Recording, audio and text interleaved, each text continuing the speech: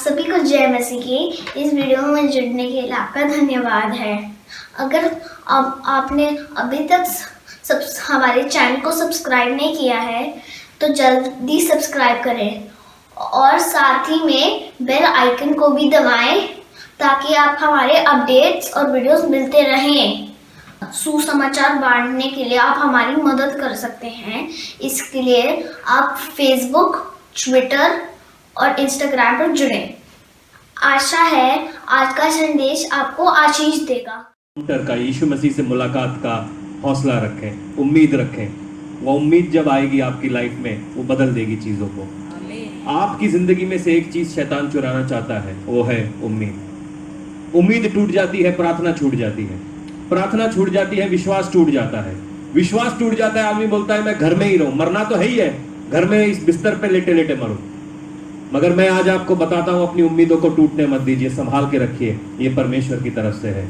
परमेश्वर ने आशा आपको दी है और खुदावन आपकी जिंदगी में बड़े काम करने वाला है। मैं विश्वास कर रहा हूं कि आप विश्वास कर रहे हैं। जो पहली आज्ञा है वो परमेश्वर यूं कहता है कि मैं तुम्हारा परमेश्वर हूं। और ये कोई आज्ञा नहीं है, ये परमेश्वर की बात कहने का तरीका है। बाइबल जो है, बाइबल कोई धर्म को नहीं दिखाती। मैं एक धर्म में था मगर मैं किसी धर्म को जानता नहीं हूं जब से मैंने बाइबल को पढ़ा। धर्म क्या होता है, कुछ तो होता होगा मगर मुझे नहीं मालूम क्या होता है। अगर किसी को यह समझाना पड़े कि यीशु मसीह कौन है, उसका मेरे साथ क्या लेना देना है, क्योंकि मैं किसी मसीह परिवार में पैदा नहीं हुआ, मैं मेरा नाम के अंदर मसीह नहीं है, मगर मैं और यीशु मसीह के बीच में एक रिश्ता है और वो रिश्ता बाइबल के जरिए से साबित होता है। मैं उसको और गहराई से जान पाता हूं बाइबल के जरिए से। जितने लोग यहां पर बैठे हैं जो कोई रिश्ते में, आप किसी ना किसी रिश्ते में तो होंगे, आपके मम्मी पापा होंगे, शादी की होगी, भाई बहन होंगे। हर रिश्ते की एक लाइन होती है ना? हर रिश्ते में एक लाइन होती है। तो वो लाइन कौन ड्रॉ करता है? लाइन मालूम है आपको? वो बोलते लक्ष्मण रेखा, ये मत करना वरना। ऐसा धमकी दिया आपने किसी को?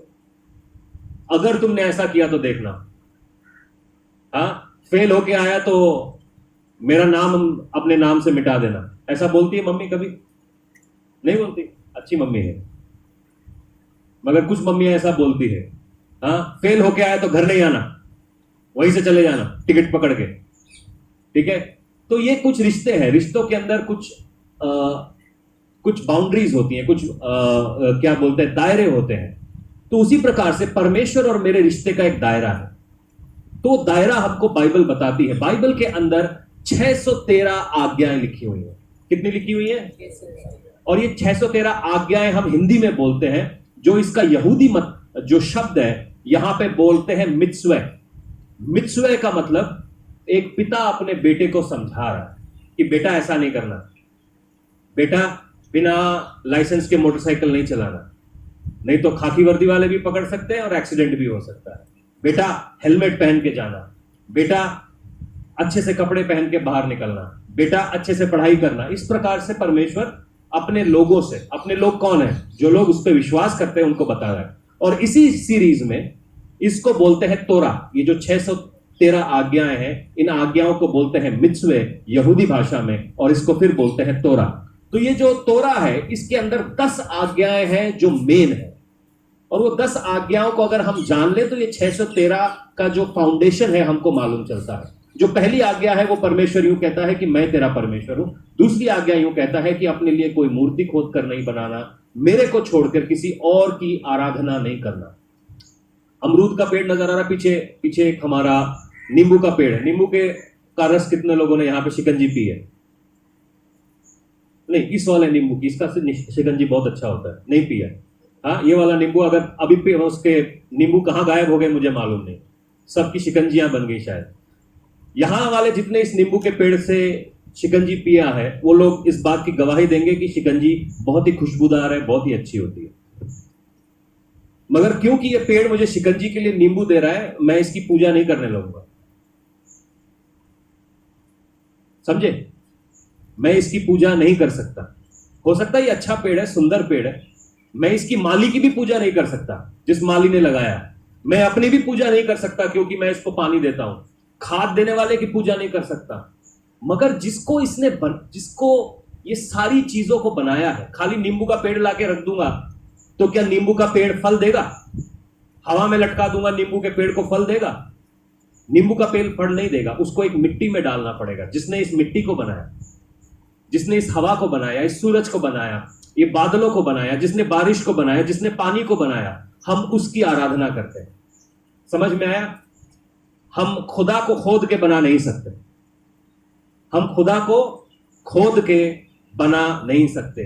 जिसने तुम्हें बनाया उसको तुम बना नहीं सकते, समझे? जो इसी कड़ी में हमको तीसरी आज्ञा दिखती है। मगर मेरा ये सवाल है कि हम आज्ञा माने क्यों?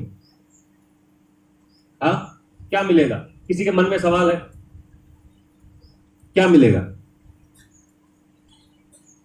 नहीं है सवाल, क्या मिलेगा? सब अच्छे लोग हैं, पंजाब के जैसे लोग कहीं नहीं मिलते, बेस्ट है। मतलब आपके मन में सवाल ही नहीं है कि हम आज्ञा क्यों माने। सवाल होना चाहिए आपके मन में कि अगर हम किसी चीज को मानेंगे तो हमको क्या फायदा मिलेगा? अगर हम जिम जाएंगे तो हमें क्या फायदा मिलेगा? सेहत बनेगी। अगर हम स्कूल जाएंगे तो हमें क्या फायदा मिलेगा? पढ़े लिखे लगेंगे। अगर हम बिजली का बिल भरेंगे तो हमें कुंडी मारने की जरूरत नहीं पड़ेगी, किसी की बिजली चोरी करनी नहीं पड़ेगी। फायदे होते हैं ना हर काम को करने के। कुछ काम ऐसे होते हैं जो करने से हमें नुकसान भी होता है। नशा करेंगे तो हम मारे जाएंगे, अपनी जिंदगी खराब करेंगे। उसी प्रकार से यहां पर लिखा है, अब हम लेवी व्यवस्था 26 का 11 से पढ़ लेंगे। और मैं जब इसको पढ़ रहा था तो मेरे को बड़ा ही अच्छा लगा, तो इसलिए मैंने सोचा ये आपसे बांटूं। देखिए, अगर आप इसको पढ़ना चाहते हैं तो शुरू से पढ़िएगा, मगर अभी समय बचाने के लिए परमेश्वर बोलता है अगर तू मेरी आज्ञाओं को मानेगा। 26 का 1 यूं कहता है, तू अपने लिए मूर्तों को ना बनाना और ना कोई खोदी हुई मूर्ति या लाट को अपने लिए खड़ी करना, और ना अपने देश में दंडवत करने के लिए नक्काशीदार पत्थर स्थापित करना, क्योंकि मैं तुम्हारा परमेश्वर। और काफी बातें को कहता है। 11वीं आयत में कहता है अगर तुम मेरी बातों को मानोगे तो क्या होगा, और मैं तुम्हारे बीच में अपना निवास स्थान बनाए रखूंगा, और मेरी जी तुमसे घृणा नहीं करेगी, और तुम्हारे मध्य में चला फिरा करूंगा, और तुम्हारा परमेश्वर बना रहूंगा, और तुम मेरे प्रजा बने रहोगे। परमेश्वर की प्रजा बनने का कोई फायदा है? हाँ जी, नहीं है? है? क्या क्या फायदा हो सकता है? क्या क्या फायदा हो सकता है परमेश्वर की प्रजा बनने से? आज देखेंगे। जो तीसरी आज्ञा है, 10 आज्ञाओं में तीसरी आज्ञा है, वो तीसरी आज्ञा है कि तुम परमेश्वर का नाम व्यर्थ में ना लेना। परमेश्वर का नाम व्यर्थ में ना लेना। अब व्यर्थ में परमेश्वर का नाम लेना क्या है?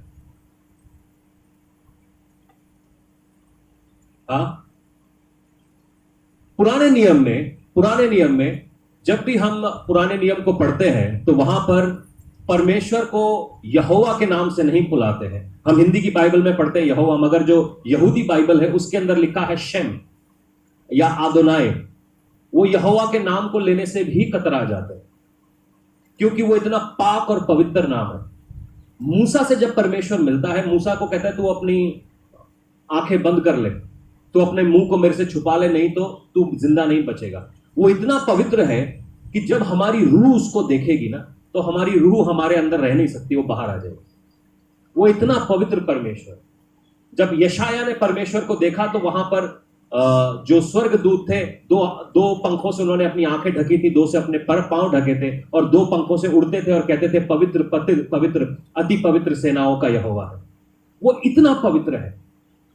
तो उस पवित्र परमेश्वर के नाम को हम व्यर्थ क्यों लें? क्या आप परमेश्वर के नाम का व्यर्थ इस्तेमाल करते हैं? पांव आपका किसी गंदी चीज में आ गया तो क्या कहेंगे? ओ जीसस। यीशु मसीह को उसमें क्यों निकाल दो? थोड़ी आंखें ध्यान से चले।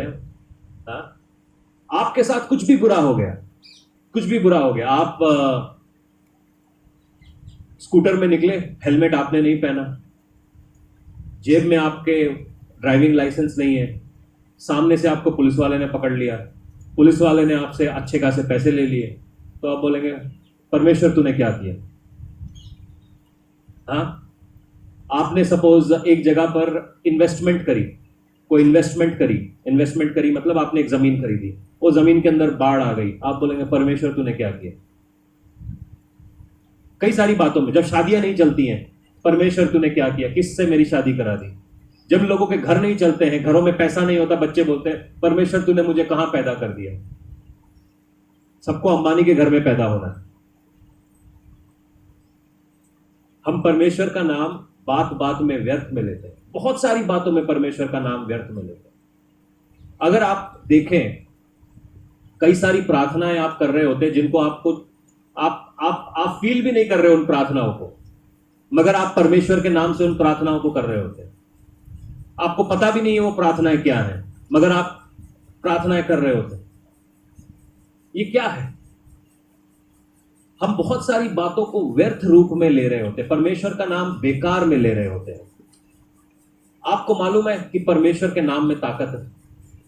हाँ, मत्ती 12:36 हम पढ़ेंगे और वहां पर एक खास बात लिखी हुई है। मैं चाहता हूं कि आप लोग सब अपना ध्यान उसके ऊपर लगाएं।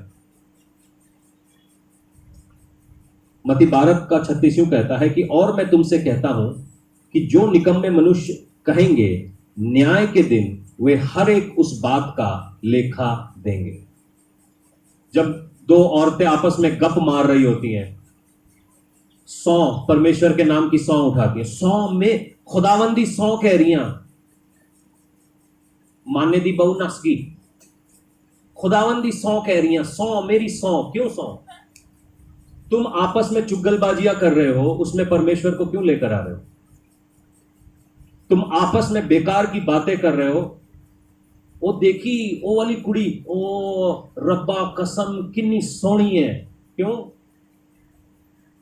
क्यों खुदावन को इन सब घटिया बातों के अंदर खींचते हो?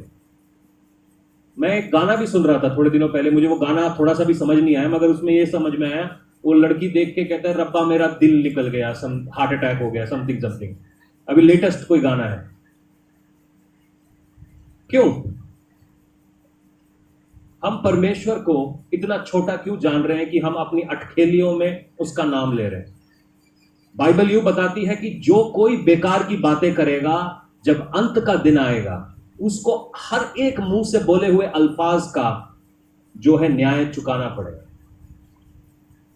ये वचन कहता है, मैं नहीं कहता हूं, ये आपके सामने मत्ती 12:36 कहता है।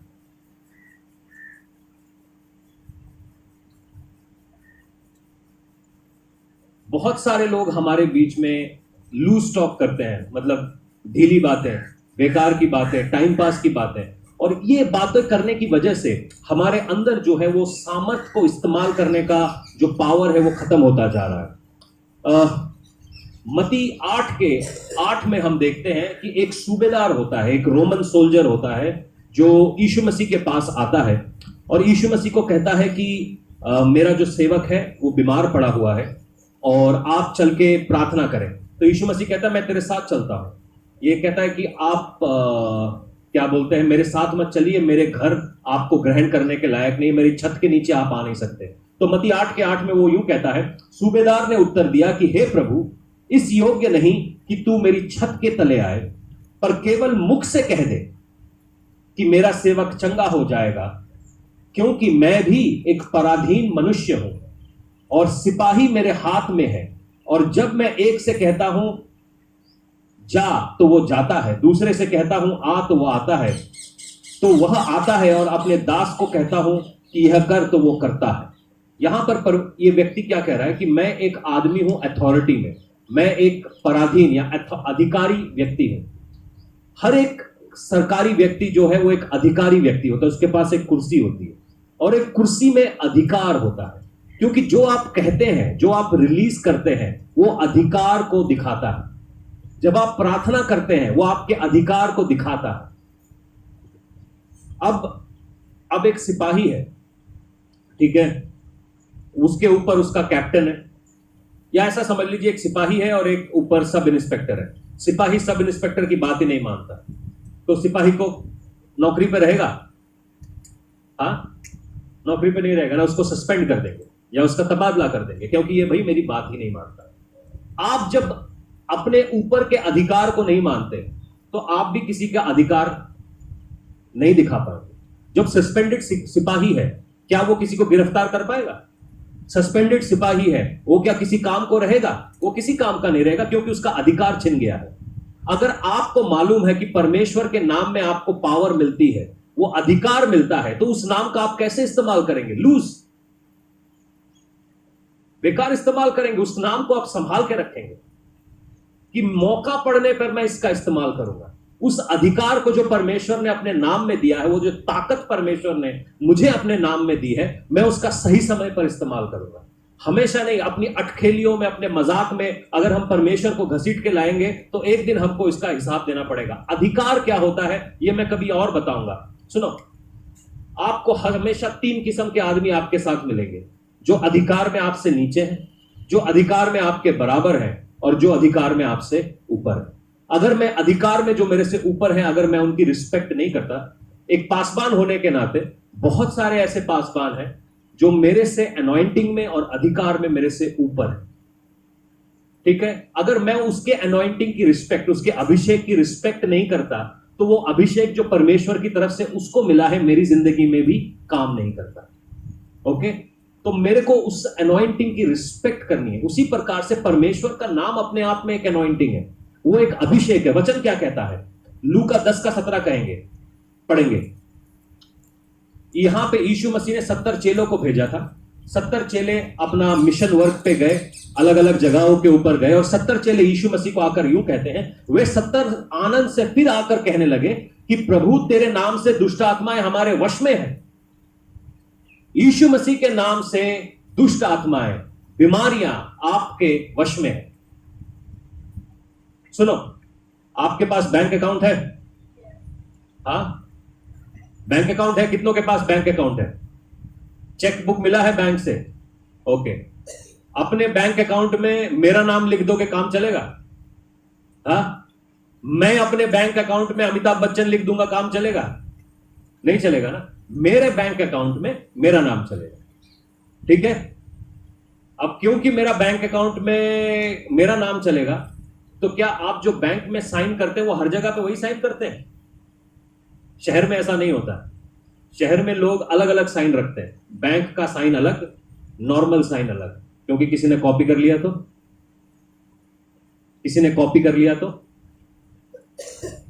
तो उसी प्रकार से आप जो नाम कह रहे हैं, जो नाम का आप इस्तेमाल कर रहे हैं, वो यीशु नाम है, जिससे दुष्टात्माएं आपकी बातें मानती हैं, दुष्टात्माएं आपके वश में है। तो क्या आप उस नाम को बेकार में इस्तेमाल करेंगे? उस नाम को आप सोच समझ के इस्तेमाल करिए।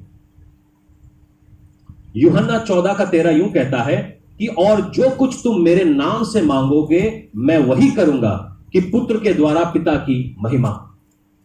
यीशु मसीह के नाम में पावर है। जो कुछ तुम उसके नाम से मांगोगे, आप क्या कुछ मांग सकते हैं? अपनी सेहत, अपनी चंगाई, अपनी शिफा, अपनी जिंदगी, अपनी बरकतें। अगर उसके नाम में वो ताकत है और उस नाम की ताकत से आप मांगना चाहते हैं, आप अपनी प्रार्थना किस नाम से मांगते हैं? प्रभु यीशु मसीह के नाम से। और फिर आखिर में क्या बोलते हैं? आमेन। आमेन का मतलब क्या है? जो मांगा समझो, जो मांगा समझो। और सारे ने कहा आमेन। हाँ, तो यीशु मसीह के नाम में वो ताकत है। दुष्ट आत्माएं आपके कब्जे में रहती हैं, ठीक है। सारी बीमारियां, सारी तकलीफें आपकी लाइफ में हैं, इन दुष्ट आत्माओं के जरिए से लाई गई हैं। अगर आप यीशु मसीह के नाम की सामर्थ को समझोगे तो ये सामर्थ आपके अंदर रहेगी। इस अथॉरिटी को आप समझोगे, ये अथॉरिटी आपके अंदर रहेगी। अगर आपके पास अथॉरिटी नहीं रही, आप दुष्ट आत्माओं को डांट नहीं सकते। ओके, और उसके नाम से जो कुछ भी मांगते हैं मिल जाता। हम में से कुछ औरतें आज बीमार हैं, कुछ लोग बीमार हैं, और वो ये चीख चीख के प्रार्थना करते, रब्बा मैंने उठा ले, रब्बा मैंने उठा ले। अब उठाने की बारी आई तो घबरा क्यों रहे? एक ऐसी बहन थी जिसको हम गोवा में मिले थे। वो अपने आप को, लड़की थी 16-17 साल की, वो अपने आप को बोलती थी मैं मर जाऊं तो अच्छा है, मैं मर जाऊं तो अच्छा है, मैं मर जाऊं तो अच्छा है। तो उसके गले में इतना मोटा ट्यूमर हो गया, कैंसर हो गया, और जैसे ही कैंसर हुआ घबरा गई और हमारे पास आए वो प्रेयर करने के लिए, तो हमने परमेश्वर की पवित्र आत्मा ने बताया कि आपके गले में कैंसर इस तरीके से हो गया है क्योंकि आप अपने आप को ही श्राप देते रहते हैं, यीशु नाम का गलत इस्तेमाल करते रहते हैं, मैं मरना चाहती हूं। फिर आप घबरा क्यों रहे हो? तो हमने उस लड़की को बोला कि आप माफी मांगिए, परमेश्वर का जो नाम से आपने गलत प्रार्थनाएं की है उसके विरोध में आप प्रार्थना करिए, परमेश्वर आपको चंगा करेगा। अगले हफ्ते उसका ट्यूमर गायब हो गया, जो उसकी बायोप्सी की थी उसकी रिपोर्ट्स चेंज हो गई, क्योंकि वो अपने गलत प्रार्थनाएं कर रही थी अपने लिए। मैं मरना चाहती हूँ।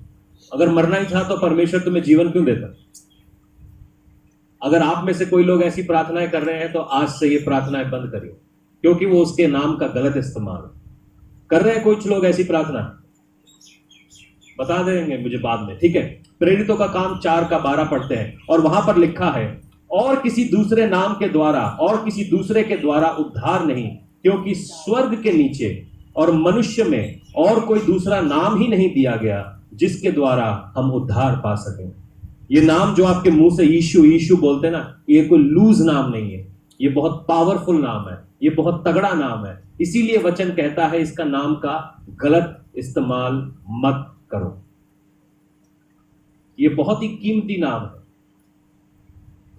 इस नाम का आप इस्तेमाल करिए बहुत जरूरत के समय, सोच के साथ, बहुत थॉट प्रोसेस के साथ इस नाम को लिया करें। पुराने जमाने में लोग ये नाम लेते भी नहीं थे। आजकल आप कभी देखते हो जो म्यूजिक कंपटीशन होता है, वो अपने गुरु का नाम लेते ही कान में 4 बार हाथ लगाता है। एक इंसान के लिए इतनी इज्जत, जो खुदा है हमारा, जिंदा खुदा है, हम उसको कितनी इज्जत देना चाहिए। आप मेरे साथ हैं? समझ में आई बात? पहली आज्ञा क्या है? कि मैं तेरा परमेश्वर हूं। दूसरी आज्ञा क्या है? कि अपने लिए कोई मूर्त खोद के नहीं बनाना, चाहे वो स्वर्गदूतों की हो, चाहे वो यीशु मसीह की माता मरियम की हो, चाहे वो क्रूस हो, चाहे वो कुछ भी हो, अपने लिए कोई मूर्त नहीं बनाना। तीसरी आज्ञा क्या है? मेरा नाम बेकार में नहीं लेना, मेरा नाम बेकार में नहीं लेना।